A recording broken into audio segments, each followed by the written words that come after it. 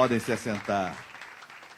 Certamente, quando há um louvor uníssono, realmente há milagres. Milagres acontecem em nosso meio.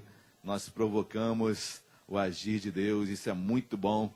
Nosso louvor certamente chegou ao trono de Deus. Meus queridos, cadê minha irmã Salvina? Eu sei que tem alguns compromissos de hoje. Hoje vai ser um culto um pouquinho diferenciado e Deus vai falar da maneira que Ele quer. Mas cadê minha irmã Salvina?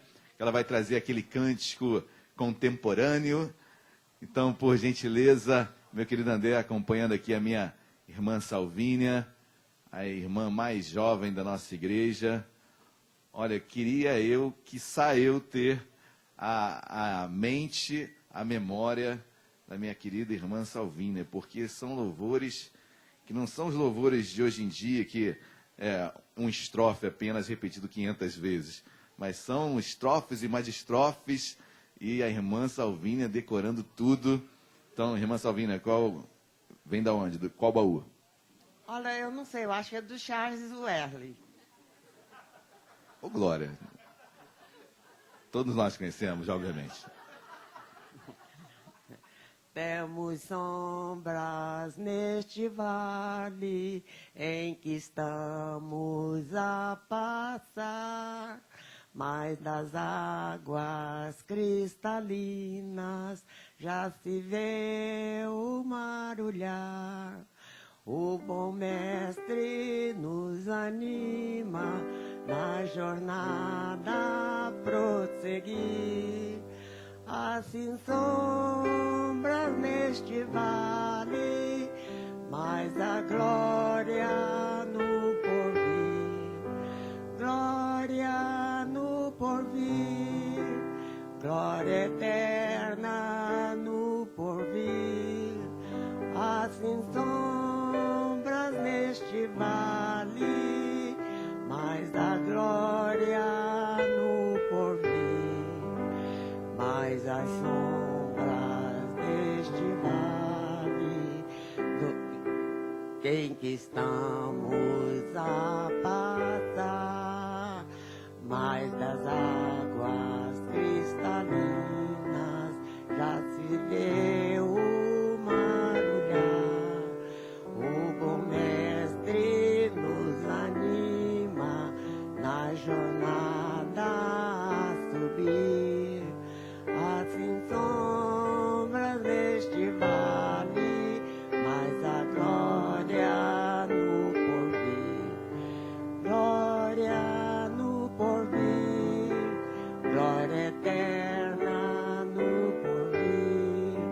Assim sombras neste vale, mas a glória no porvir.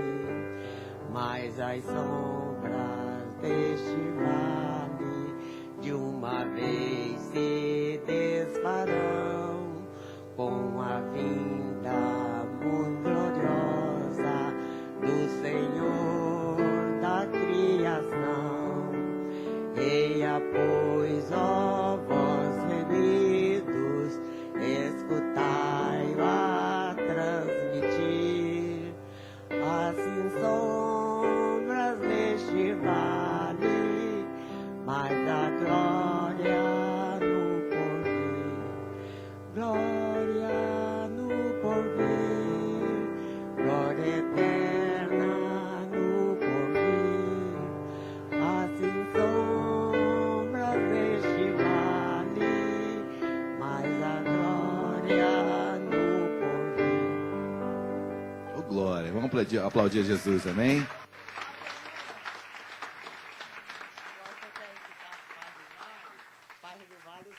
Aquele negócio que só tem no Google, não sei o que é.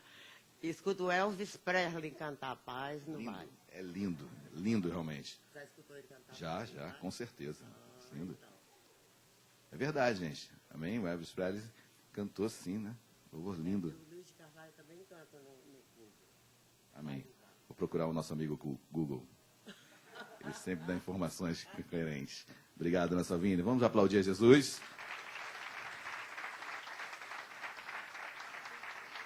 Amém. Queridos, remindo o tempo, quero chamar meu querido casal para um testemunho que certamente irá nos abençoar bastante. Quero chamar o meu querido casal John e Natasha, com Benjamin e Theo, essa família que nós amamos tanto e quer compartilhar o testemunho, que eu tenho certeza, queridos, que nos abençoará muito nesta manhã, nesse introito para a palavra, para a ministração. Então, prepara aí o seu coração, tá bom?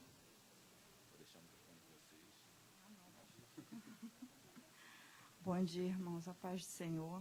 Estou muito nervosa, tá? Se eu gaguejar aqui e falar alguma coisa, me perdoem.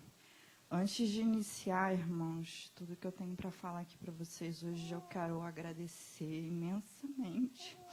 Desculpa, até porque eu me emociono com muita facilidade. Quero dar glórias a Deus pela vida de toda a igreja, de todos os irmãos, nosso pastor, o corpo diaconal, porque vocês foram muito, muito importantes para nós. Desde que tudo começou, esses problemas nas nossas vidas, desde dezembro. Então, assim, foram 10 meses de muita luta e vocês nos ajudaram muito, muito mesmo. Foram orações, o pastor abrindo a porta da igreja para que nós pudéssemos trazer aqui os brigadeiros para vender para vocês. Nós fomos abençoados muito com o celeiro da igreja, porque foram muitas dificuldades, irmãos, muitas coisas a gente acabou não compartilhando com vocês.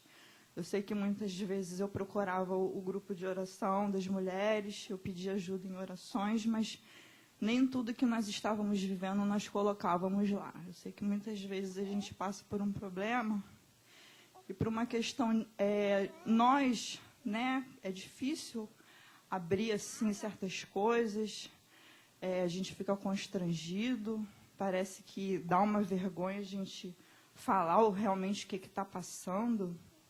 Às vezes bate um orgulho, né?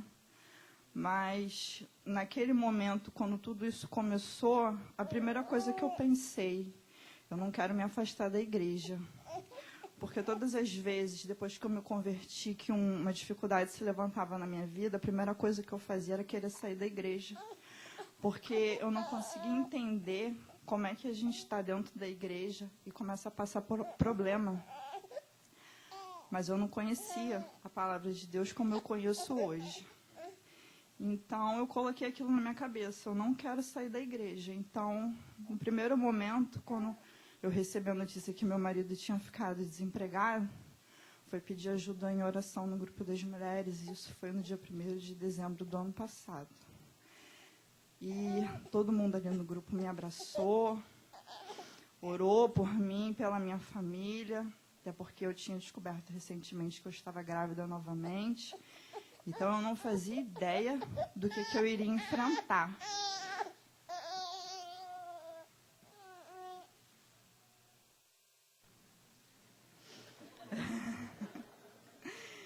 Então, eu queria recorrer, pedindo essa ajuda, para que eu pudesse ter uma direção e me mantivesse ali dentro da igreja com a minha família.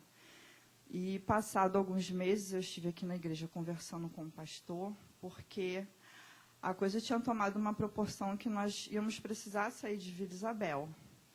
Antes da gente voltar aqui para a igreja, nós estávamos morando na Pavuna, que foi onde a gente foi morar logo que nós nos casamos, e ficamos morando lá 1 ano e meio, mais ou menos, e retornamos para Vila Isabel.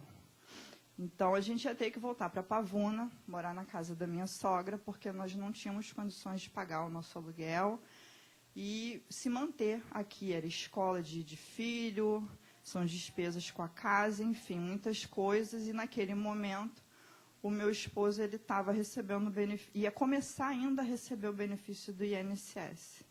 E o que ele iria receber, a gente não ia conseguir viver aqui. Então, assim, o pastor, no primeiro momento, nos acolheu: não, vocês não podem sair da igreja, isso vai atrapalhar muito o desenvolvimento espiritual de vocês, a caminhada de vocês com Deus. E foi que ele nos abriu a porta para que a gente viesse fazer esse trabalho aqui dentro da igreja.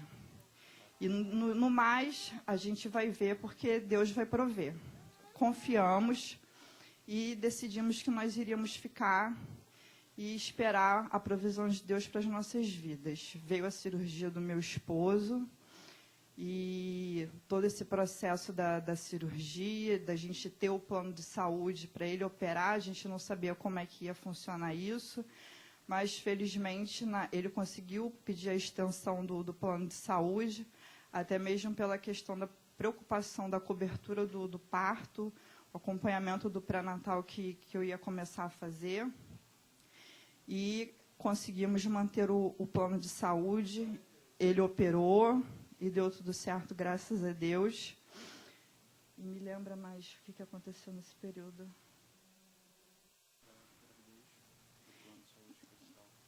Então, em relação ao meu parto, né?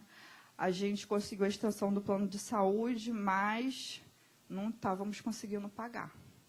Então, quando o parto se aproximou, a gente já tinha um boleto vencido e um a vencer. E ficou aquela preocupação. O plano não vai aprovar o parto. Como é que a gente vai fazer? E a gente não tinha como pagar. Fomos para a maternidade mesmo assim, porque eu precisei ficar internada antes do parto. E naquela tensão, na recepção lá da maternidade, sem saber o que ia acontecer, achando que o plano não iria autorizar, aquele nervosismo todo.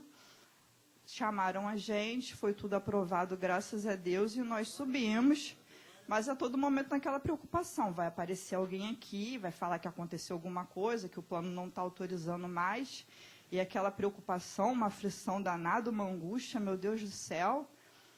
E conseguimos a aprovação para o parto do Theo. E eu me lembro que no dia que nós já estávamos lá no quarto com o Theo, pós-cirurgia, o John foi e abriu o aplicativo da Amil para ver como é que estava a situação dos boletos. E assim, irmãos, os boletos tinham desaparecido. Como se alguém tivesse pago. E não existia essa possibilidade, porque ninguém sabia que a gente estava com um plano de saúde atrasado, a não ser assim, o que a gente tinha comentado com algumas pessoas da igreja, que a gente estava com essa preocupação. E como se alguém pegou o boleto e pagou para a gente. Não existia mais dívida e a nossa preocupação ali com aquele momento já tinha sanado. Mas, enfim, o que eu gostaria de compartilhar aqui com vocês, porque em relação a essa parte, o John até já havia dado testemunho a respeito dessa questão da cobertura do parto no dia do culto de oração. Tudo que nós enfrentamos durante esses 10 meses, tá? Eu já mencionei a questão da conversa que nós tivemos com o pastor, a venda dos brigadeiros. Eu tive uma depressão fortíssima, porque foi muito difícil para mim absorver essas coisas, administrar isso na minha cabeça, uma enxurrada de problemas, e estava vindo uma coisa atrás da outra, a demissão do John, a preocupação do plano de saúde para a cirurgia e o acompanhamento do pré-natal, o parto, a gente se manter aqui e, de repente, a gente ter que ir embora, a gente não queria sair daqui, e cada dia, sabe, amanhecia com uma dificuldade nova, com um problema novo, e aquilo começou a me descontrolar de uma tal maneira que eu entrei num quadro de depressão fortíssimo. Eu comecei a ter acompanhamento psicológico e, um dado momento desse acompanhamento, a psicóloga falou: Natasha, infelizmente, a partir de agora eu não tenho como mais te ajudar, eu preciso te encaminhar para um psiquiatra, porque você vai precisar usar medicamentos, porque você já está tendo sintomas físicos de tão grave que está a sua depressão. E assim, irmãos, eu não tenho vergonha nenhuma de compartilhar aqui com vocês. Eu cheguei num ponto que eu queria me matar. Está aqui o meu marido que não me deixa mentir, porque muitas e muitas vezes eu falava para ele: eu quero morrer. Porque eu estava num nível de tristeza tão grande, e eu não conseguia entender por que a gente precisava passar por aquilo tudo. O que Deus estava querendo ensinar para a gente. Essa, em contrapartida, mesmo diante dessa falta de entendimento, eu pedia muito para Deus para que a gente aprendesse aquilo que Ele estava querendo nos ensinar, porque algum propósito existia naquilo tudo. E eu conversava com algumas pessoas daqui da igreja, muito com a nossa irmã Dani Devesas, e eu falava para Dani: eu não estou conseguindo orar. eu não consigo. E ela falava, Nath, eu vou te ajudar, eu vou orar por você, você ora, a gente vai orar junto, mas você precisa orar. E eu sabia que eu precisava orar, mas eu não conseguia. Então, foi um período que eu vinha para a igreja, eu ficava sentada ali atrás, eu escutava as pregações e eu ficava, meu Deus, parece que está entrando uma coisa pelo ouvido e saindo pela outra. Eu entendia tudo, mas eu não conseguia absorver nada. Mas uma certeza eu tinha, eu não queria desistir, eu não queria sair daqui, eu não queria me afastar mais uma vez da igreja, porque eu sabia que Deus tinha algum propósito nisso tudo e eu precisava esperar para ver qual ia ser o final disso tudo. E eu precisava passar por esse deserto. Eu precisava passar porque eu tenho certeza que Deus já colocou alguns desertos na minha vida e eu fugi, eu quis escapar. Eu não tinha amadurecimento espiritual nenhum. Então, eu queria sair correndo porque eu pensava, eu não tenho condições de passar por isso, então eu quero ir embora. Mas por mais que a gente fuja, a gente volta para a casa de Deus e Ele vai testar a gente de novo. E enquanto a gente não passar, a gente não for aprovado, o deserto vai vir de novo, irmãos. Então, eu fiquei tomando os medicamentos que foram receitados. Consegui diminuir um pouco a tristeza, né? Aquele descontrole todo que eu estava, do nervosismo, me ajudou bastante. E permaneci aqui dentro da igreja. E aí vieram os momentos em que a gente não tinha dinheiro nem para comprar comida. E foi quando nós começamos a receber a ajuda do celeiro da igreja. E eu fiquei muito grata, irmãos, de ter passado por isso, porque a gente aqui, esse período dentro da igreja, a gente nunca tinha dado atenção ao celeiro. E quando a gente precisou, a gente viu como é importante. Tem coisas que a gente só para dar atenção quando a gente passa, quando a gente vive, sabe? E foi nesse momento em que a gente teve a ajuda do celeiro que eu falei com o João, falei assim, nossa, a gente nunca tinha prestado atenção como é que funciona o celeiro, né? E hoje a gente tem, a gente faz ideia de como é que é, como funciona, e vamos passar a contribuir assim que for possível. Enfim, eu quero agradecer as ajudas financeiras que nós tivemos. Eu soube da rifa que foi feita para estar ajudando a gente a rifa das fotos que os casais fizeram, para estar arrecadando um dinheiro para nos ajudar. Eu quero agradecer a nossa irmã Patrícia por ela ter se reunido com a igreja para estar fazendo chá de bebê para nos ajudar. Irmãos, aquilo foi assim, eu não tenho palavras para agradecer a vocês aquilo tudo, porque a coisa era tão tremenda que a gente não teve condições de comprar uma peça de roupa para o nosso filho. Nós compramos um pacote de fralda para ir para a maternidade e era só o que nós tínhamos. E teve o chá acabou não tendo chá de fralda por conta do parto, mas o que veio depois foi muito importante para nós, porque nos ajudou muito, porque nós não tínhamos nada para o Theo. O que mais? Tá. Eu quero agradecer à irmã Dani Devezes pela ajuda que ela nos deu. Ela levava os meus brigadeiros para vender no trabalho dela.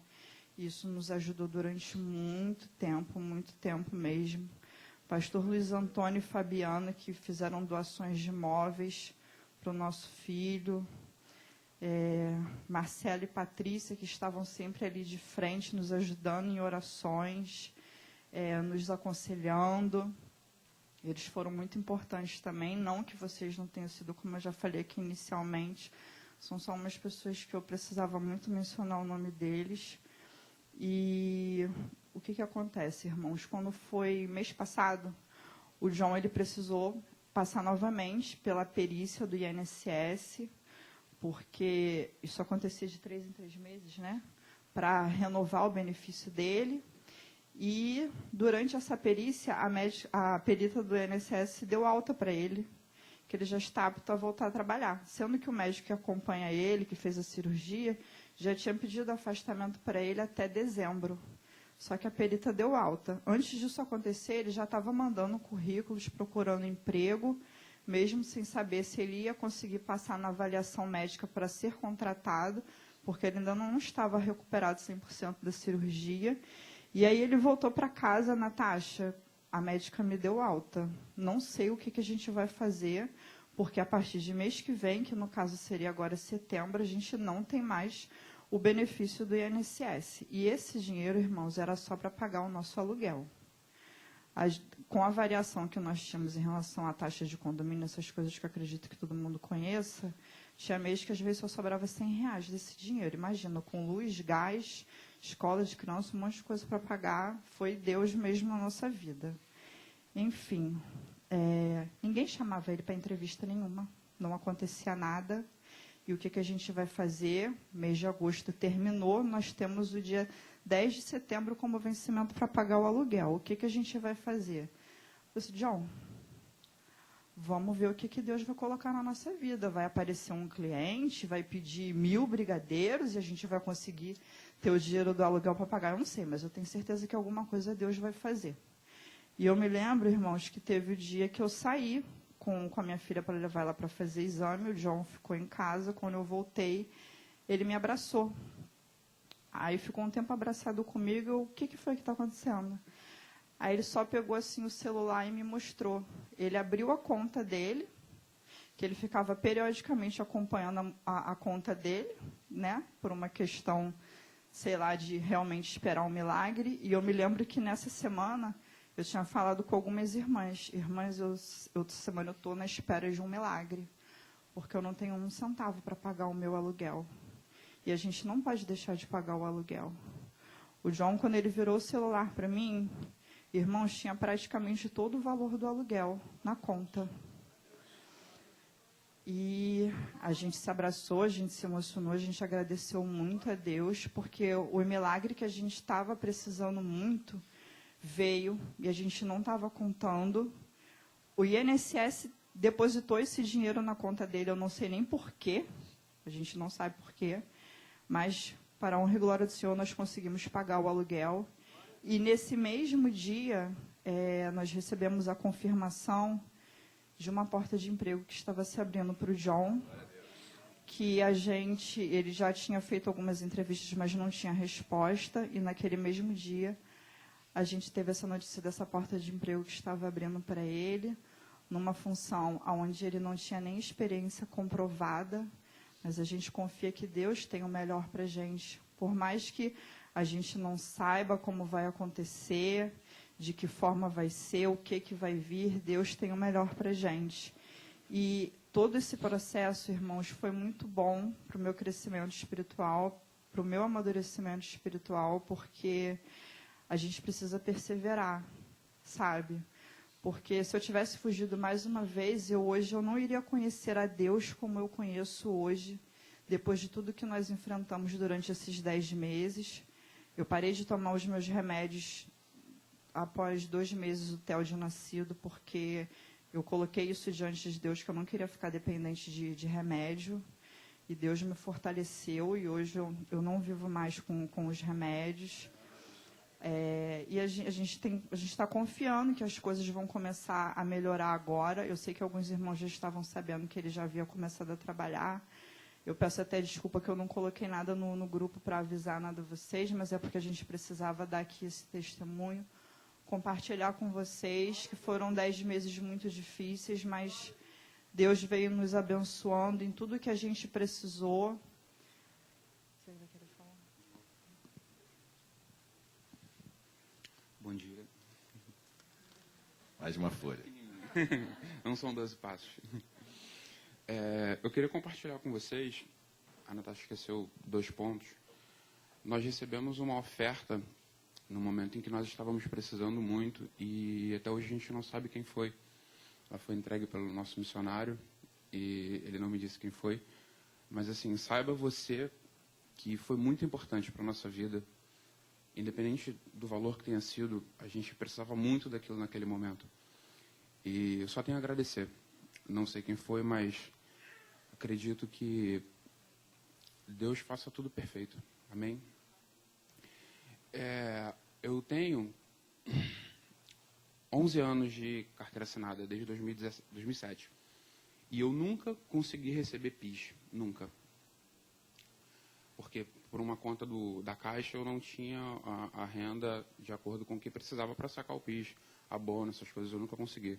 E o nosso aluguel do mês passado, a gente não tinha dinheiro para pagar. Não tinha como pagar o aluguel. E, porventura, a Natasha resolveu, consulta lá o meu PIS. Isso, desculpa, a conta de luz. É porque são tantas contas que a gente confunde. E eu fui consultar o dela e não tinha. Aí me deu um estalo, eu falei, vou consultar o meu. Mas já sei que não vai ter, porque nunca teve. Né? São 10 anos tentando e nunca consigo. E acreditem, o valor exato do aluguel estava lá. Da luz. O do aluguel também. Mas o valor exato da luz estava lá. Então, mais um milagre que aconteceu em nossas vidas. Eu queria compartilhar com vocês 3 passagens bíblicas. João 3,16, acho que todos conhecem. Porque Deus amou o mundo de tal maneira que deu seu único filho para que naquele que nele crê não pereça, mas tenha vida eterna. Isso significa que Deus nos ama. Ele nos ama incondicionalmente. O amor de Deus, ele é infinito. O segundo, em João 16:23, em verdade vos digo, se pedires ao Pai alguma coisa em meu nome, Ele vos dará. Deus nos ouve, Deus nos escuta e Ele atende os nossos pedidos.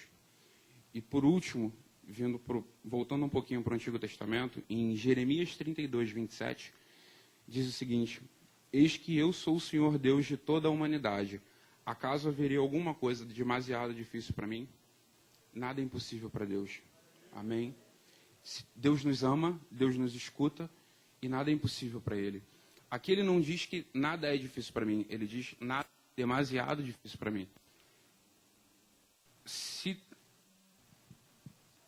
para Deus nada é difícil, nós temos que entender isso.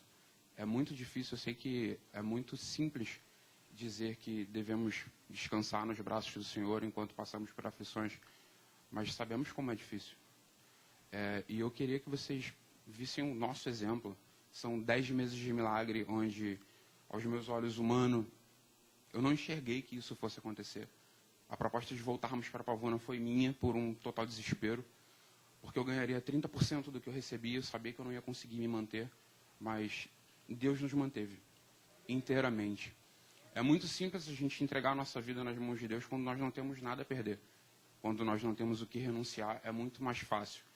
Então, nós precisamos entender que não precisamos sempre ter que passar pelo deserto para entender que é Deus que comanda nossas vidas. Seja na bonança ou na falta, Deus é quem dá a nossa direção em todos os sentidos. Espero que o exemplo do que nós passamos sirva para alguém que esteja passando por algum momento ou para que vocês não precisem passar por isso. Glorifico o nome de Deus por tudo que Ele tem feito em nossas vidas, pela minha família, minha linda família. Passamos por muita dificuldade, por muitos problemas, infinitas coisas, mas vencemos todas. E todas com a mão de Deus. É isso. Amém.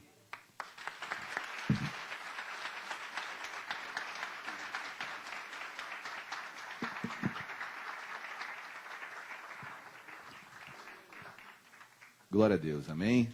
O que falar, né, meus amados?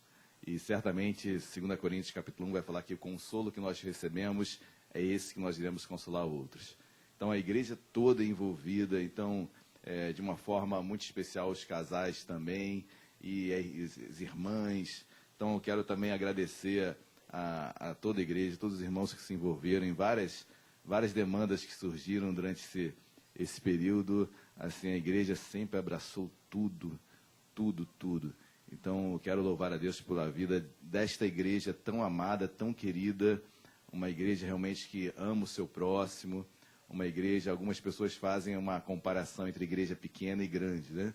Então, alguns falam que a igreja grande é melhor, porque numa igreja grande é pior, porque o pastor não consegue dar atenção a todos.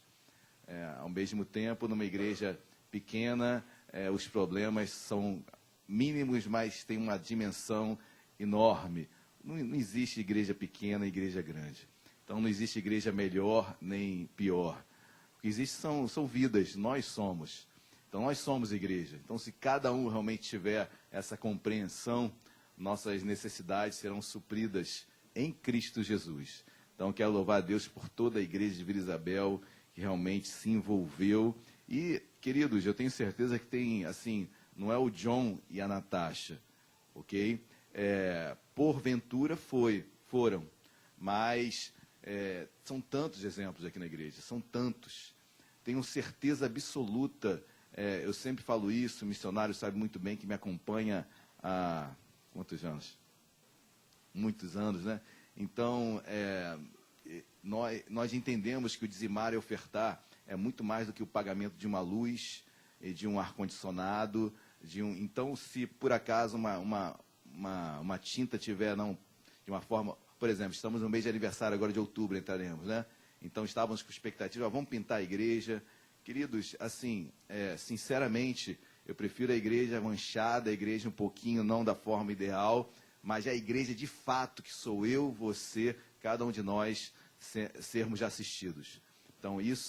Então não se preocupem muito, poxa, hoje eu fui no banheiro, aí subiu uma nuvem de mosquito, aquilo me deu uma raiva, assim, né, porque realmente fica ali muito, não tem o ar ali para vazar é complicado, então por mais que esteja toda a limpeza, então, ou seja, não deixe seu olhar ficar fixo nisso não.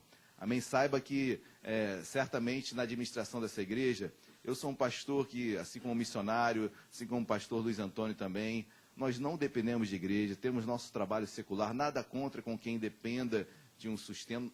Todo pastor da igreja Nova Vida de Isabel, todo dirigente, recebe um auxílio mensal, isso todos recebem, mas confesso, meus queridos, que e não é orgulho nenhum que eu estou falando, diante do que eu recebo, diante de onde eu trabalho, é ínfimo esse valor. Então, não tem representação para a minha vida. Então, isso, da mesma forma, missionário e muitos outros pastores, nada contra aqueles que recebem, porque digno é o trabalhador, do seu salário é bíblico. E a Bíblia ainda fala de honorários dobrados, para aquele que diligentemente exerce o seu ofício. Então, isso tudo é bíblico, e eu creio que o homem de Deus tem que ser... Queridos, assim, às vezes alguns falam, poxa, mas o pastor está recebendo X. Meus amados, olha, não existe função mais hercúlea do que exercer o ofício do ministério. Pastorear vidas, então se preocupar com almas. Então isso é um trabalho que, assim, por muitas vezes o missionário sabe, já dirigiu a igreja, chega até a interferir na nossa família. Então, se a gente não tiver realmente uma sensibilidade, um equilíbrio, família se destrói, porque você leva tudo para casa, realmente é difícil tirar.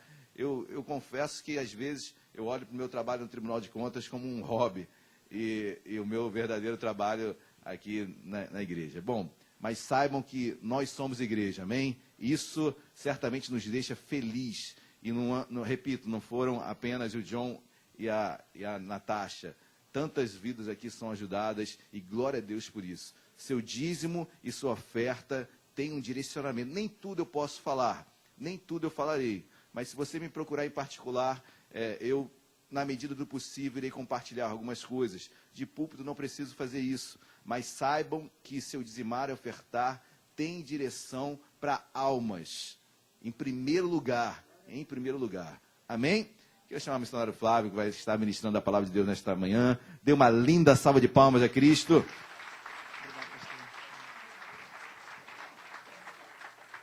Glória a Deus. Eu fiquei ali me perguntando, em primeiro lugar, bom dia a todos, sobretudo aqueles a quem eu não tive o privilégio de cumprimentar e abraçar pessoalmente antes do início do culto, aqueles que não estiveram durante a escola bíblica dominical. Mas eu fiquei me perguntando ali durante o testemunho do John e da Natasha, que lindo, não? Quão emocionante, quão marcante isso é para as nossas vidas. E eu fiquei me perguntando assim, e agora? Como é que eu prego? Já foi uma pregação ou não?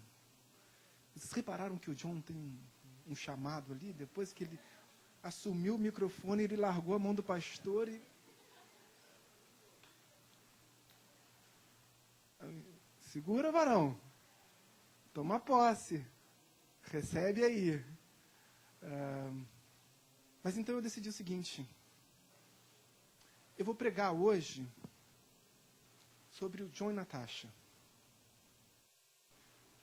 Irmãos, eu não conheço muito a história deles. Eu não sei de onde eles vieram, da família. Eu sei que... A única coisa que eu sei é que eu olho para o John, não é um... O John... Brincadeira, John. Mas vou pregar sobre a vida deles. O que vocês acham? A gente não pode expor muitas pessoas, né? Por isso eu só vou falar sobre John e Natasha hoje. Para não expor os demais. Então, vamos concentrar em John e Natasha. Amados irmãos, sem mais delongas, para a gente avançar um pouquinho. Sei que Deus já falou muito aos nossos corações. Sei que tudo que vivemos até aqui nesta manhã, desde a oração inicial, antes da abertura da Escola Bíblica Dominical, passando pelo ensino, passando pelo louvor, pela ministração do louvor, quantos louvores impactantes, a forma como foi ministrado, e o André convocando as pessoas, chamando, e foi lindo, e chegamos a esse momento. Mas Deus tem propósito para as nossas vidas neste momento, amém? Você crê nisso? Que Deus vai falar muito ao seu coração ainda e vai continuar falando? Então abra sua Bíblia, mais precisamente no Save Exceed. E assim que você encontrar, eu peço gentilmente que você se coloque de pé. Todos acharam? Amém? A gente não tem muito tempo, irmãos. Já avançou bastante, o testemunho foi longo. Livro de Êxodo, no Sever, o rolo de Êxodo, mais precisamente no capítulo 19. E assim que você encontrá-lo, eu peço gentilmente que você se coloque de pé. E você leia comigo e acompanhe comigo, porque eu tenho absoluta convicção, pela fé que eu professo, que Deus vai falar muito ao seu coração nessa manhã. Como já vem falando ao meu coração. Êxodo capítulo 19, verso 1. Assim diz a palavra do Senhor. No terceiro mês, no mês de Tamuz, no terceiro mês da saída dos filhos de Israel, da terra do Egito, no primeiro dia desse mês, vieram ao deserto do Sinai. Feche seus olhos. Orem comigo. Senhor, meu Deus e meu Pai, em nome de Jesus, mais uma vez oramos a Ti. Entregamos no Teu altar, neste momento de oração, as nossas vidas, a nossa alma, o nosso sentimento, o nosso amor, o calor do nosso amor, da nossa paixão por Ti, Deus. Tu entregaste o Teu Filho na cruz por esta igreja, pelas vidas que aqui estão, Deus. Nós enxergamos, ó Pai, e vimos que o Senhor ao terceiro dia venceu a morte e nos deu vida eterna através do Teu sangue que foi derramado na cruz do Calvário e selado naquela cruz. E naquele momento o véu do santuário se rasgou de cima a baixo, e hoje nós temos livre acesso a Ti, Pai. E por isso, ó Deus, oramos a Ti, de uma forma muito singular, íntima, própria. Nós podemos conversar contigo, como o servo fala com o seu senhor, mas como uma conversa também informal, porque o Senhor também nos chama de amigos, o Senhor também nos chama de filhos. Filhos somos Teus, Pai. Então, Deus, em nome de Jesus, Abba, Pai, escuta o nosso clamor, derrama sobre as nossas vidas o Teu Santo Espírito. Derrama de uma forma muito sobrenatural o Teu Santo Espírito sobre essa igreja. Graças Te damos, ó Pai. Graças Te damos, ó Deus. Oramos em nome de Jesus. Amém e amém.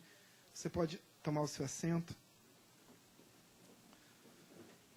A Bíblia diz que no mês de Tamuz, no terceiro mês após um tempo de cativeiro, um tempo de perseguição, um tempo de dor, 430 anos residindo em terras estrangeiras, desses 430 anos, 400 anos como escravos, vivendo a custas de construir pirâmides para os egípcios, vivendo a custas de construir pontes, de construir tijolos para mais construções e mais obras, a ponto de ter que escavar do chão o barro com as próprias mãos, para construir tijolos, para construir pirâmides.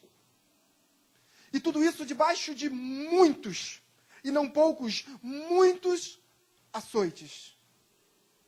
Então Deus opera um grande milagre. Deus inicia um processo de libertação, um processo de cura, um processo de transformação de vidas, um processo de libertação física. Literalmente, o texto bíblico tem duas vertentes e os judeus interpretam a Torá de duas formas, através da midrash, que é o sentido simbólico, mas também através da peshat, que é o sentido literal. Deus literalmente libertou o povo que jazia num cativeiro egípcio por 430 anos.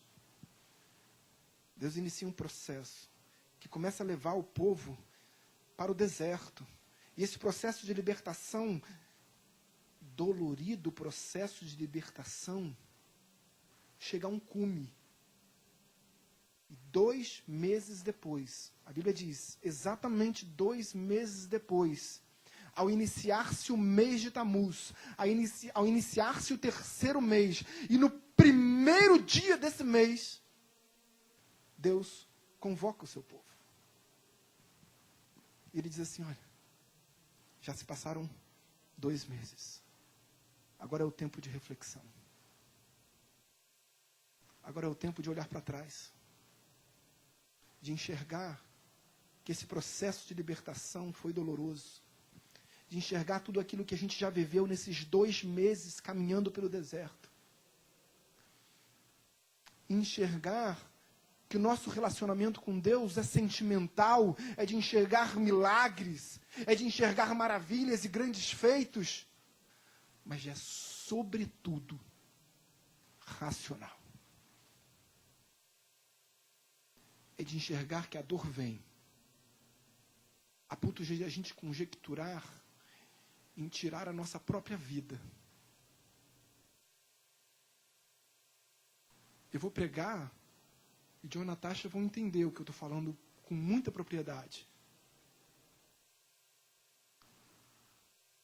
Mas nesse tempo, John, não foram 10 meses, foram 2. 2 meses para se iniciar um tempo de reflexão. Para olhar para trás e enxergar que foram 2 meses de lutas. Onde a gente parece que não vai conseguir dar o próximo passo e parece que a gente não vai ter condições de pagar a próxima conta e Deus realiza um milagre. E você pode me questionar e achar que 2 meses não é muito tempo. 2 meses de caminhada no deserto. Mas 2 meses, missionário, 2 meses passa muito rápido. 2 meses não passa rápido para quem está com o pé descalço, caminhando sobre o deserto, debaixo do sol quente, da areia quente, caminhando sobre pedras pontiagudas. 2 meses não é muito tempo para nós, que por vezes temos uma vida equilibrada, saudável, e o tempo passa rápido. Mas 2 meses é muito tempo para quem está desempregado. 2 meses é muito tempo para quem não tem um alimento na despensa. 2 meses é muito tempo para quem está enfermo num leito de hospital. 2 meses é muito tempo para quem está caminhando no deserto sem direção. Para quem sabe que a terra prometida fica naquela direção e você está caminhando no deserto para aquela direção. Você sabe que você tem uma promessa na sua vida e você olha para a promessa e a promessa está naquele caminho. E a promessa foi feita por Deus. E Deus te faz caminhar para aquele caminho. Isso gera um confronto em nossas vidas. E faz com que a gente comece a se autoavaliar e avaliar o nosso próprio relacionamento com Deus. E a gente entender que pelos olhos humanos não nos cabe mais morar em Vila Isabel. E é preciso, pelas nossas condições, que a gente saia, inclusive, da igreja. Então Deus te chama a refletir. Por muitas vezes, Deus faz isso conosco. E eu estou dizendo isso biblicamente. Quando o apóstolo São Paulo nos ensina acerca da celebração da ceia do Senhor, ele diz em 1 Coríntios, na primeira epístola aos Coríntios, primeira epístola, capítulo 10, mais precisamente no verso 28, ele diz assim: examine-se, pois, o homem a si mesmo.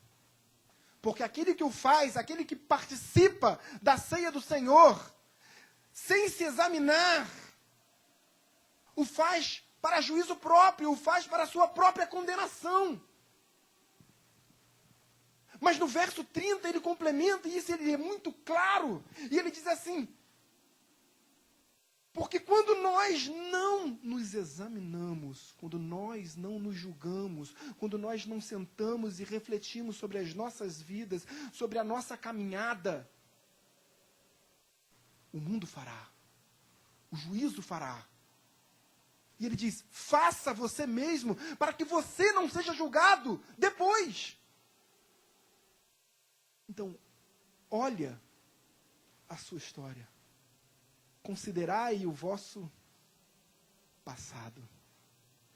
Olha para a sua história e vê que até mesmo os tropeços vão te fazer mais forte.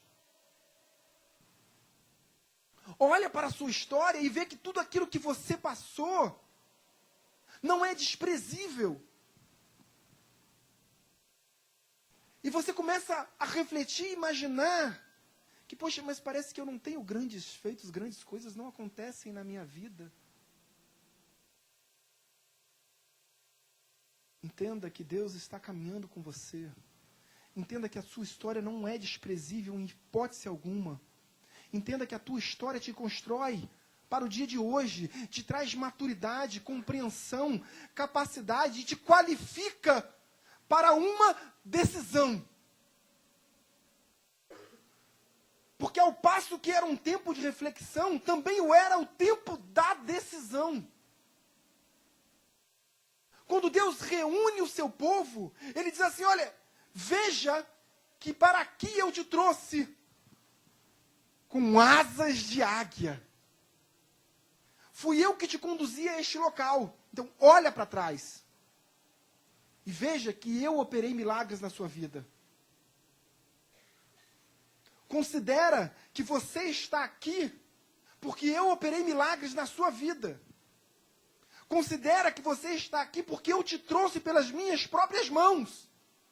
Foi exatamente isso que Deus fala para o povo de Deus. Ele diz assim: quando chega no Sinai, quando chega lá embaixo, no cume, no sul do Sinai, depois do deserto de Sim, ele diz assim: olha, tendes visto o que fiz aos egípcios? E aí ele continua dizendo: como vos levei sobre asas de águia e vos cheguei a mim. Isso está no verso de número 4 do mesmo texto que nós lemos. É um processo de libertação que por vezes é doloroso. 10 meses. Você imagina isso? Natasha, num ponto do testemunho dela, talvez seja um dos pontos mais impactantes quando a gente ouve isso num púlpito de igreja. Mas olha a relação. Quando Deus opera o milagre da libertação, Ele o faz, Ele sela esse milagre através da 10ª praga, amém? Qual é a 10ª praga? Morte. Morte. Morte dos primogênitos. E Ele diz assim: vai haver morte. Morte de todos os primogênitos da terra de Israel. Sejam crianças, adultos, sejam animais. Chegou a morte, chegou a hora, o tempo da morte de todos os primogênitos. Mas ele diz assim: mas os filhos do Senhor estão selados com sangue. Os filhos do Senhor estão libertos da morte. Você está selado com sangue. Deus instrui para que através de uma folha de isopo, que era uma folha que é usada para aspergir um ramo, para passar o sangue dos animais na verga da porta. Ali, ele faz evidentemente uma prefiguração e aponta para o sangue de Cristo vertido na cruz. E é debaixo deste sangue vertido na cruz que hoje nós fomos selados. Nós estamos guardados da morte. Mas veja, houve ou não houve morte? Esse tempo gerou com que Israel celebrasse, e nós também, a Pêssar, a Páscoa. Amém? Por que os judeus celebram a Páscoa? Porque é a passagem do Senhor, é a passagem do anjo.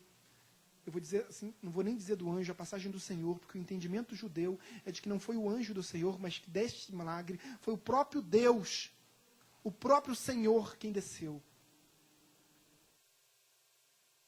E os judeus hoje, ao celebrarem a Pêssar, a Haggadah é o livro das tradições, dos tradicionalismos judaicos, e na Haggadah tem um ensinamento que a Keará, que o prato, o prato, que é composto de vários elementos, mais precisamente 7, para a celebração da Páscoa. Dentre eles tem uma carpaz. E o que é uma carpaz? O que é uma carpaz, gente? Não é possível. A carpaz é uma batata. É uma batata.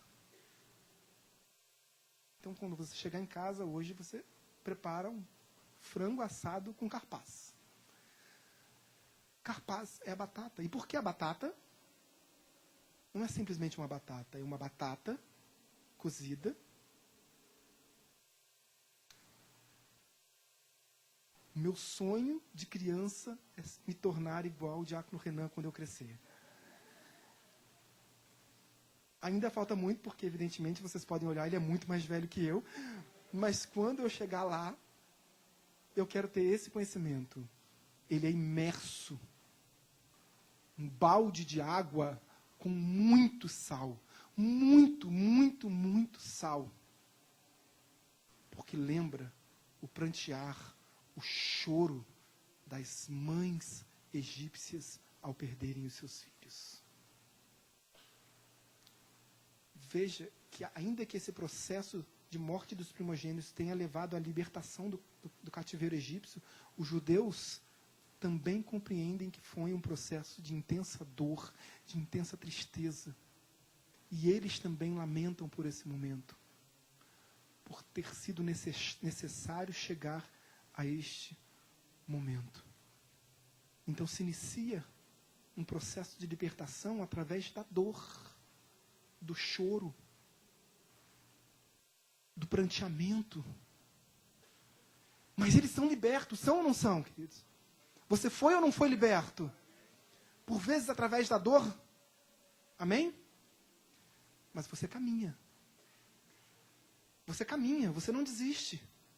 Então, de repente, você chega, alguns dias depois, mais precisamente 4 dias depois, você chega num lugar chamado Pi-Hairot, e que de um lado tem uma estátua e uma espécie de fortaleza. Do outro lado tem um penhasco. Em frente tem um mar. E atrás tem um exército inimigo. E você está novamente num lugar de prisão. E é nesse lugar de prisão que muitos judeus, Natasha, eu não estou conjecturando, está na Bíblia. Muitos judeus consideraram tirar as suas próprias vidas naquele momento de dor e de perseguição. Porque em frente eles tinham um mar, do outro lado uma fortaleza, do outro lado um penhasco. E vindo na direção deles, sem cessar, o exército do faraó. E eles disseram assim: do que nos adiantou ser libertos do cativeiro? Ao menos que lá, ainda que trabalhássemos intensamente sob açoites, tínhamos vida. Mas aqui seremos mortos. E alguns disseram: cabe a nós, então, tirar as nossas próprias vidas, para que não morramos sob as espadas dos egípcios. Tamanha era a dor, porque não se enxergava a saída. Porque olhava para um lado, olhava para o outro, olhava em frente, olhava para trás, e não tinha saída. Então Deus, por um milagre através da mapé, o bordão de Moisés, Deus diz a Moisés: Moisés, estende o seu braço sobre o mar, e o mar vai se abrir. Mais precisamente na ponta, o Mar Vermelho fica mais ao sul, o Golfo do Canal do Suez é uma extensão, assim como o Canal de Aqaba, são extensões do Mar Vermelho. Então, é possível e bem provável que eles tenham atravessado o Mar Vermelho nessa ponta norte do canal, onde hoje é o Canal de Suez, do Golfo, na ponta norte do Golfo de Suez, entre a ponta do Golfo e o canal, que hoje é o Canal de Suez. Porque ali foram encontrados os destroços da antiga cidade de Picairot. Libertação. Novamente, uma libertação. E aí eles continuam caminhando no deserto, e eles viram um grande feito, um grande milagre. Mas Deus fala assim: Moisés, vem aqui no Sinai. Eu vou libertar o povo. Eu vou operar grandes milagres. Não, mas vem aqui que eu quero falar com você. Moisés então tem a visão, Êxodo capítulo 3, de uma sarça arder em fogo e não se consumir. Moisés pensa assim: é bíblico? Vou ou não vou? Ele teve medo. Eu vou ou não vou? E quando ele mais ou menos começou a dar o primeiro passo, Deus falou: para! Não vem não. Deus fala para ele não caminhar. Ele falou: tira as sandálias dos teus pés, porque essa terra onde pisares é terra. O que Deus quer dizer com isso? Olha, eu vou livrar, eu vou transformar a sua história. Ainda que você passe 2 meses ou 10 meses, eu vou te dar a vitória. Mas eu preciso de santidade. Eu preciso de vida santa. Eu preciso de separação. A tua história não vai ser desprezada. O seu tempo nas drogas, o seu tempo na bebida, não vai ser desprezado. Mas hoje eu quero vida santa. Eu quero santidade. E a gente pensa: poxa, vida santa assim é muito difícil. Não é. A Bíblia não diz que Deus não nos dá uma sobrecarga maior do que nós podemos suportar? Isso está em 1 Coríntios capítulo 10. Não é isso também. Não tem correlação nenhuma. Vida santa não exige esforço. A santidade vem de Deus e não sua. A salvação vem de Deus e não de você. É graça. Vida santa é bênção em nossas vidas. Santidade é uma exigência do altar de Deus, mas tem que ser natural para as nossas vidas. Tem que fazer parte da nossa caminhada diária. Por vezes a gente vai precisar lutar, por vezes a gente vai precisar se esforçar, caminhar. Mas a gente vai avançar e a gente vai vencer. É promessa de Deus para a sua vida.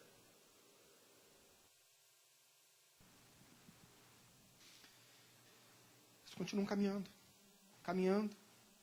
E de repente ele chega a uma outra... 3 dias depois. 3 dias depois. Absolutamente famintos, com sede.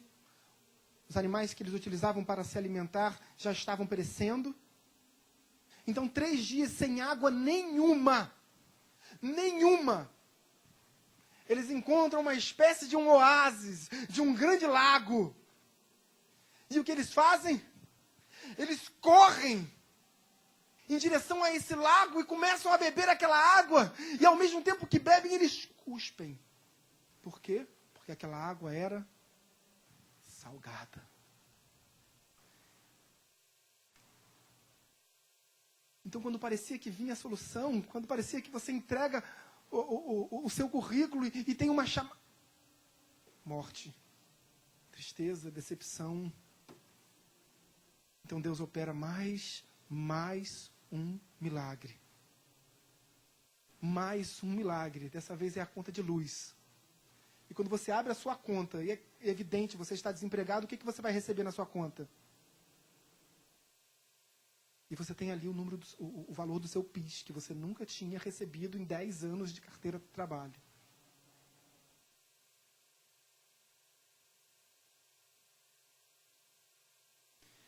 Mas eles continuam caminhando.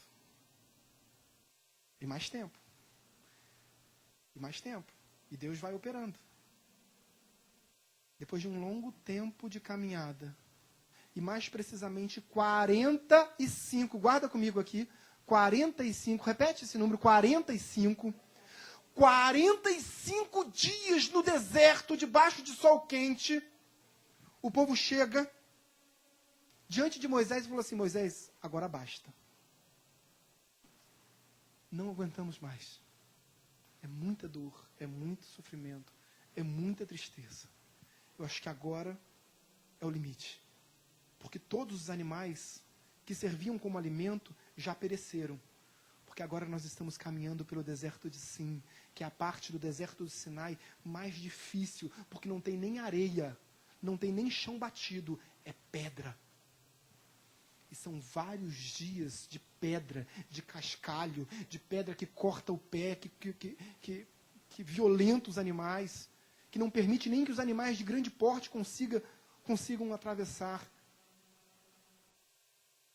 E os animais foram perecendo, e 45 dias depois da libertação do cativeiro, eles chegam diante de Moisés e dizem assim: Moisés, acabou. Parece que não tem mais saída. O povo está faminto. Então Moisés vira para Deus: Senhor, eu não preciso nem repetir, né? Olha o que o povo está dizendo. Estão a ponto de tirar a minha própria vida, porque estão famintos. Então Deus envia o maná e codornizes. O que é o maná? A Bíblia diz que o maná é uma espécie de pão.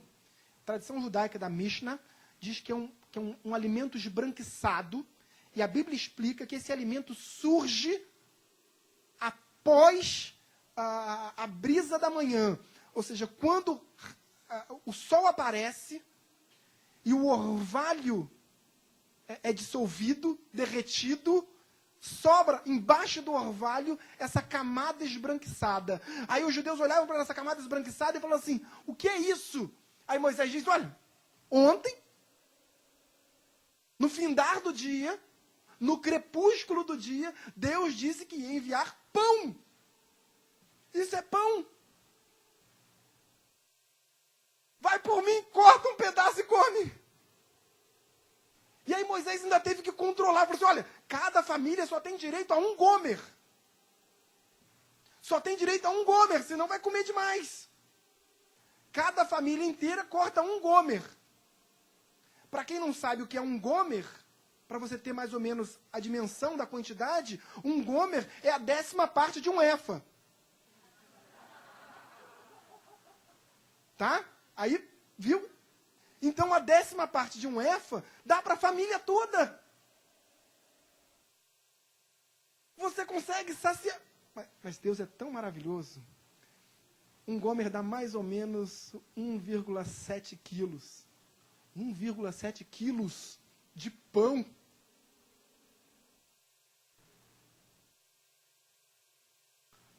Saciava até o John.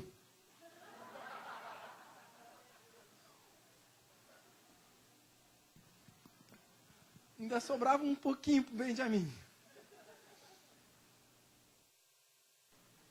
Irmãos, mas aí Deus é tão maravilhoso que ele diz assim, olha, mas além do maná, assim, não é só a conta de luz, John.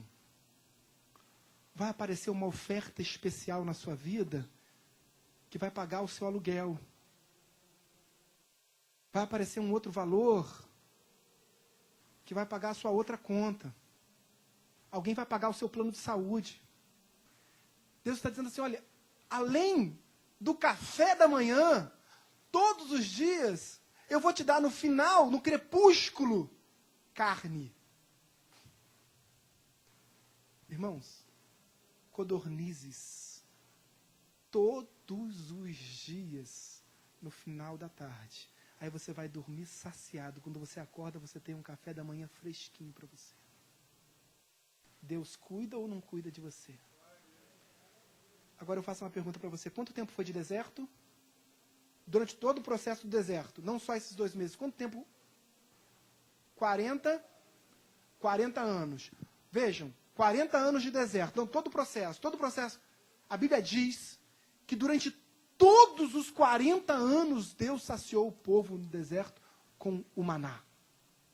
A partir desse feito, no 45º dia, a partir dali, as bênçãos de Deus foram suficientes e necessárias até a saída do deserto, até a entrada na terra prometida. Então, John, enquanto você estiver no deserto e agora saiu em nome de Jesus, e graças a Deus por isso, Deus te supre.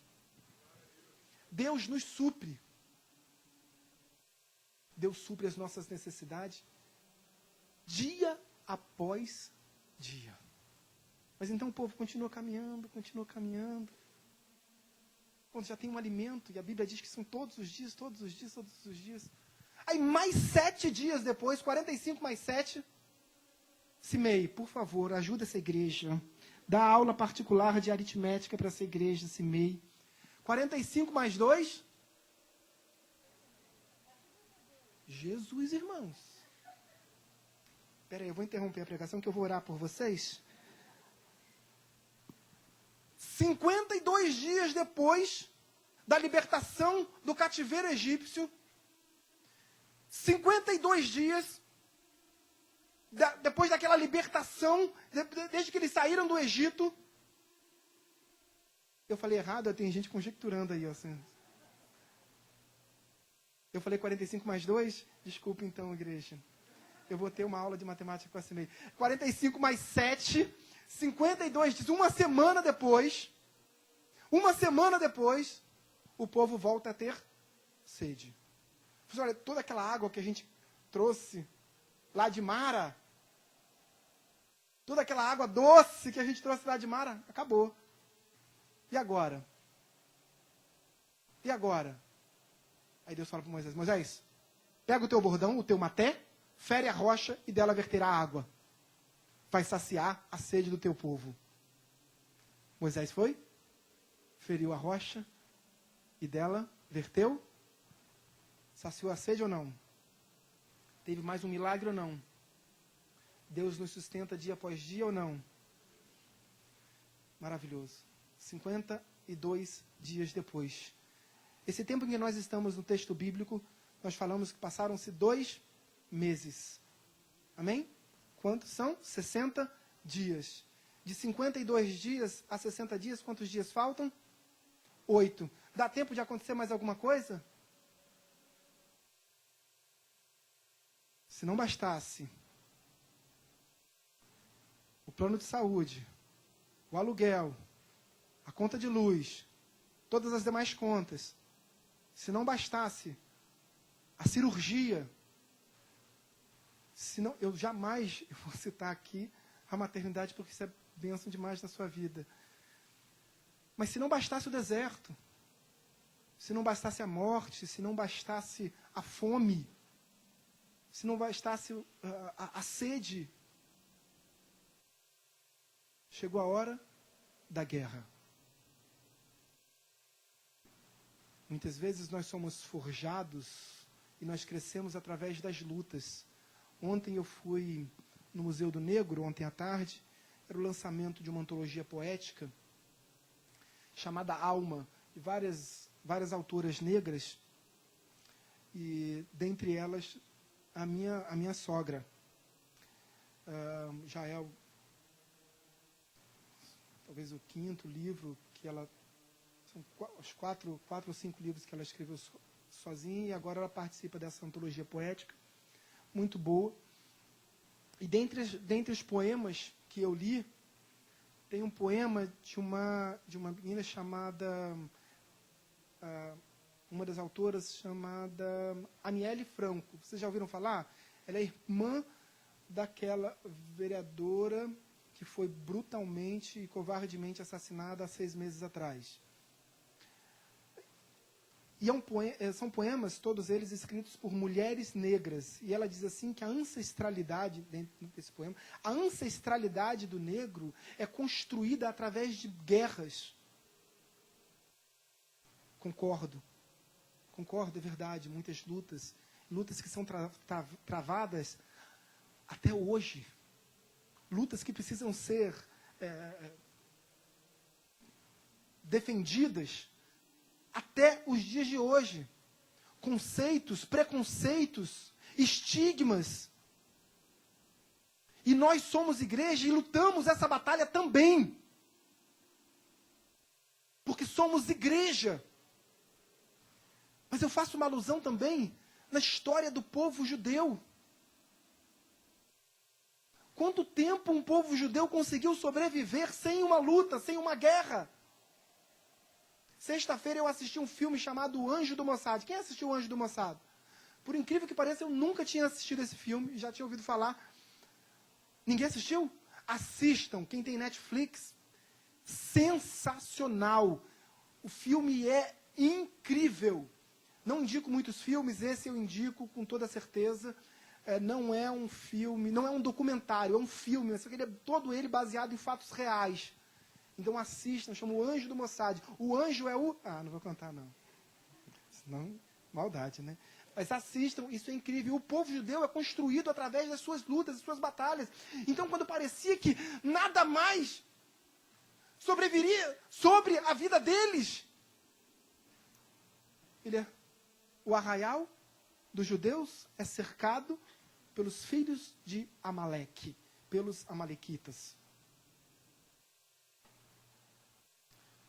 Moisés parecia que num ato de exaustão, de cansaço, ele diz assim: Josué, reúne os melhores homens, vai para a batalha.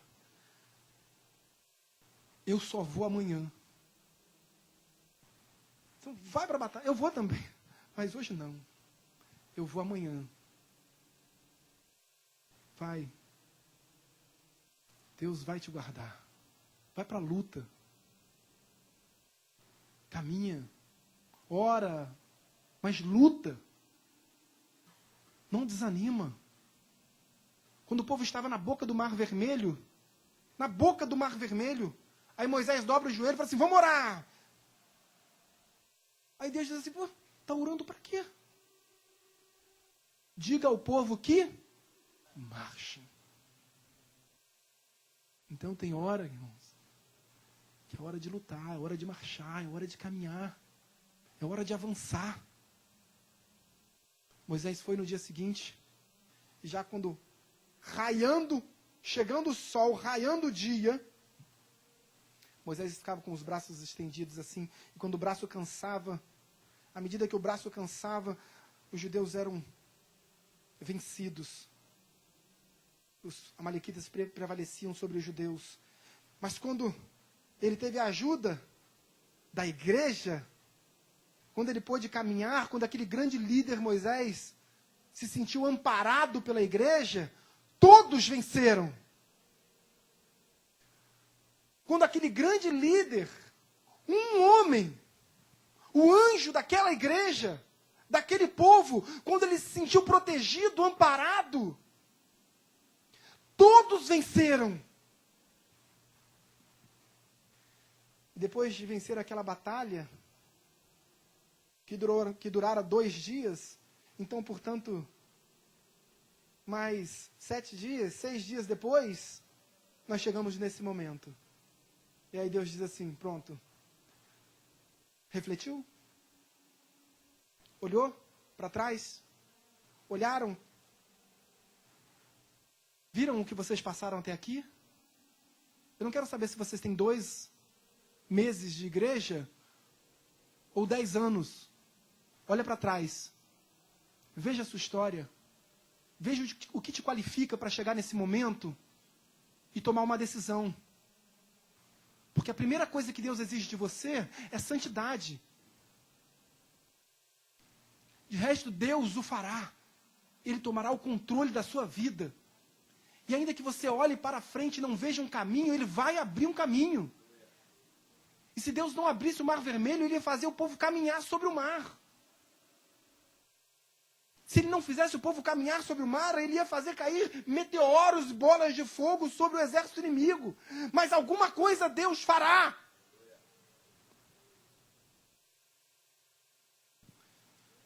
Olha o que diz o verso 3º. Aliás, o verso de número 5, do mesmo capítulo 19 do livro de Êxodo. E aí você presta bastante atenção, que essa é a decisão que você vai ter que tomar a partir de hoje. Quando Deus chama o seu povo, Ele chama o seu povo. Ele não está chamando um povo de fora, Ele não está chamando o mundo, Ele está falando com a igreja. Essa convocação era para o povo de Deus. E Ele diz assim, agora pois, se diligentemente ouvirdes a minha voz e guardardes a minha aliança, então sereis a minha propriedade peculiar dentre todos os povos, porque toda a terra é minha. Vós me sereis reino de sacerdotes e nação santa. São estas as palavras que falarás aos filhos de Israel. Deus fala para Moisés, Moisés, a verdade liberta. Olha para trás e entrega para esse povo essa palavra, que basta que eles guardem a minha palavra que liberta, a minha palavra que transforma, a minha palavra que santifica. Jesus, na oração sacerdotal, João capítulo 17, mais precisamente no verso 17, ele diz, Pai, santifica-os na verdade, a tua palavra é a verdade. João capítulo 8, verso 32 diz, e conhecereis a verdade, e a verdade vos libertará. No verso 36 ele diz, se o Filho vos libertar, verdadeiramente sereis livres. Então, queridos, é a verdade que vai nos libertar, mas não é puramente a verdade, sim o conhecimento da verdade. Sobre o fato de se você vai ou não guardar a verdade. Após os 40 anos no deserto, Deuteronômio capítulo 8, verso 2, Deus explica para Moisés, e através de Moisés ao povo, por que foi necessário 40 anos no deserto. Ele diz, recordar-te-ás, durante esses 40 anos, que te fiz peregrinar no deserto, para saber se guardaria ou não os meus mandamentos. Então o deserto também é prova, é aflição, é prova, é reflexão, até que chegue o dia do vestibular, da decisão. E é hoje. Chegou. E digo claro, não foi ontem e nem será amanhã. É hoje. Quando Deus chama o povo de Deus, o seu povo, para o deserto, para o lugar mais distante do deserto, onde não havia mais saída, não tinha um caminho mais distante possível. Ele diz assim, pronto, se você for para esse lado, você vai para o Egito, se você for para esse lado, você vai para a terra prometida. Mas o que é mais importante é se você vai guardar ou não os meus mandamentos. E Deus continua dizendo. Verso 10. Disse também o Senhor, só para finalizar, disse também o Senhor a Moisés, vai ao povo e purifica-o hoje e amanhã. Lavem eles as suas vestes e estejam prontos para o terceiro dia, porque no terceiro dia o Senhor, à vista de todo o povo, descerá sobre o monte Sinai.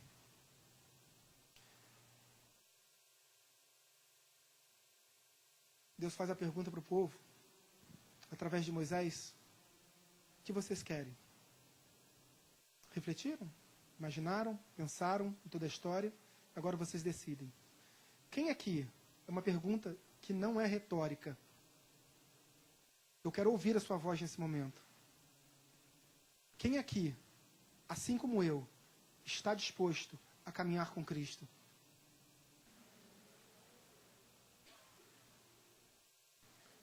Essa foi a pergunta.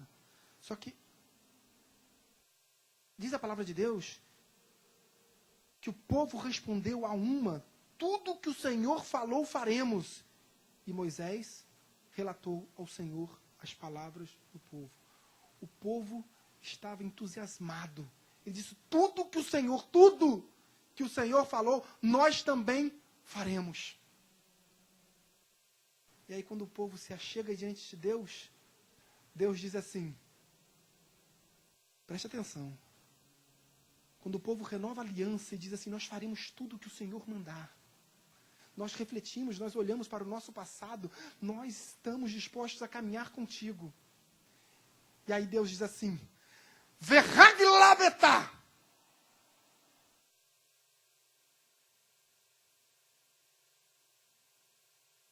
Limites. Não toque nesse monte. Diz assim o texto, verso 12, continuando. Verhaglabetá, marcarás em redor limites ao povo, dizendo, guardai-vos de subir ao monte, nem toqueis o seu limite. Todo aquele que tocar o monte será morto. Mas nenhuma tocará, mão nenhuma tocará neste, mas será apedrejado ou flechado. Quer seja animal, quer seja homem, não viverá. Quando soar longamente a buzina, então subirão ao monte. Deus só estava exigindo santidade, queridos. Não adianta proferir palavras de aliança, de nova aliança. Quando Moisés chamou o povo, ele diz assim, concorda? Vamos seguir? Vamos seguir com Cristo? Todo o povo disse amém. Então tá, agora 2 dias de santidade. 2 dias para se purificar. Quando Deus chamou Moisés, ele falou assim, tira as sandálias dos pés. Tira a sujeira que você tem trazendo na sua longa caminhada. Deixa do lado de fora. Traz como conceito, como aprendizado.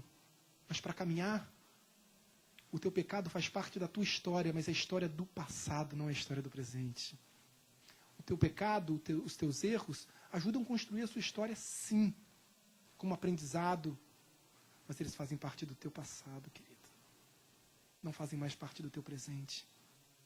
É tempo de santidade. É tempo de caminhar com Cristo em santidade. Por isso Deus diz, Verhaglabetá. Limites. Naquele ponto, parece que Deus impõe ao povo um temor, mas é um temor referencial. É um temor necessário. Não é medo. Porque Paulo também diz à igreja de Corinto, e João também diz em 1 João capítulo 4, a primeira epístola de João no capítulo 4, que o verdadeiro amor lança fora todo medo. Com Cristo não há medo, há amor e temor. Em Provérbios capítulo 3, diz, teme ao Senhor e aparta-te do mal. Será isto saúde para o teu corpo e refrigério para os teus ossos. Se você está disposto, assim como eu, a caminhar com Cristo, santidade. Amém, queridos? Vamos ficar de pé.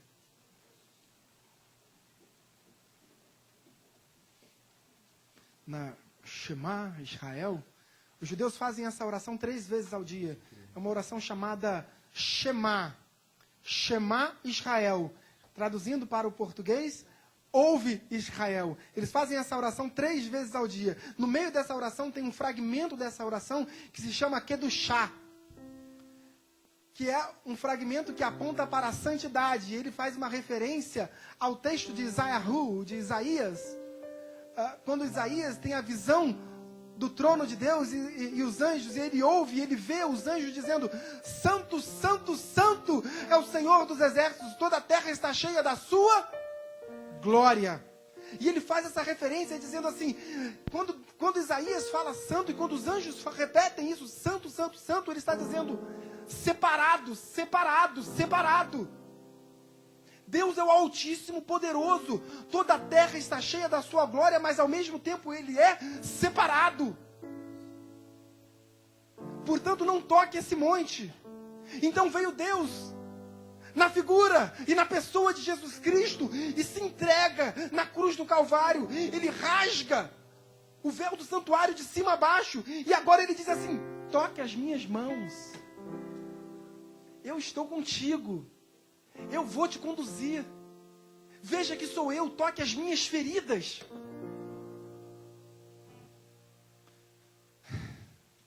Feche seus olhos, vamos louvar. Louve, ore, clame, insista com Deus, que esse é um momento singular na sua vida.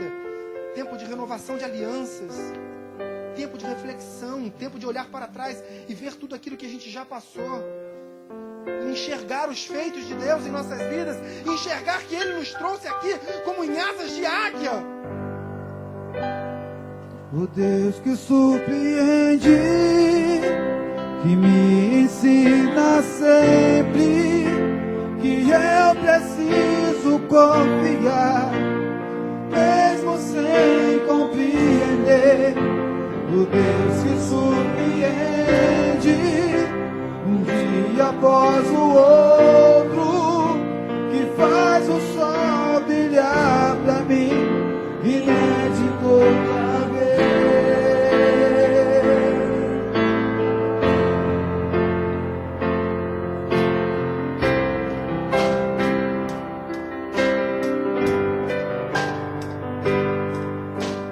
Quando penso que entendi o teu jeito de agir, quando acho que alcancei os teus pensamentos outra vez, me fazes entender quão limitado sou, não sei o que tu és, o Deus que surpreende e me ensina sempre que eu preciso confiar, mesmo sem compreender.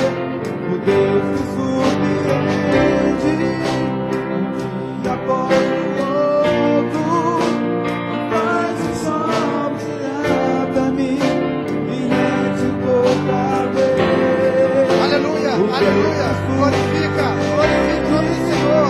me ensina sempre que eu preciso confiar, mesmo sem compreender. O Deus que surpreende, um dia após o outro, faz o sol brilhar pra mim, inédito outra vez.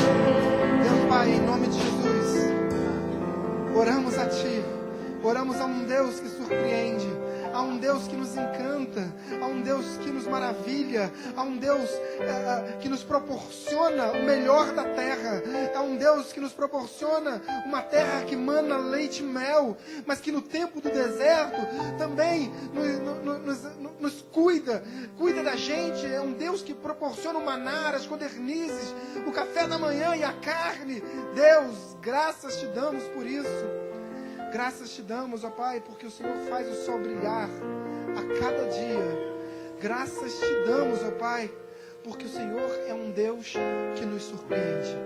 Graças te damos, ó Pai, porque num tempo onde não encontramos caminhos, saídas, soluções aos olhos humanos.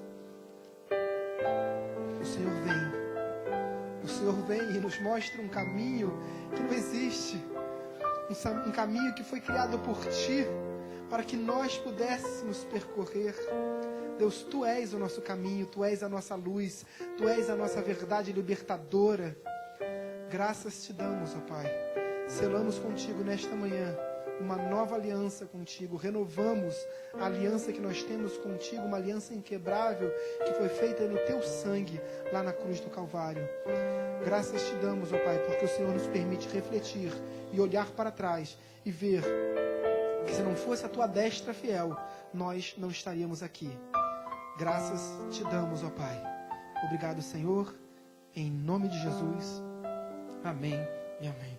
Deus te abençoe em nome de Jesus. Aplauda bem forte o Senhor. Aleluia.